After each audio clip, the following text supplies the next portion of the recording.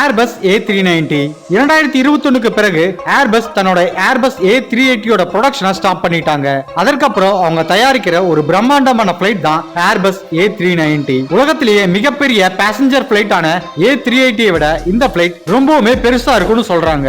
Airbus 380 ஒரு double decker flight. ஆனா Airbus 390 3 decker இல்ல 5 டெக்கர் வரைக்கும் இருக்குன்னு சொல்லப்படுது. மொத்தமா இந்த பிளைட்ல கிட்டத்தட்ட 1000க்கும் மேற்பட்ட பயணிகள் ஒரே சமயத்துல பயணிக்க முடியும்னு ஏர்பஸ் சொல்றாங்க.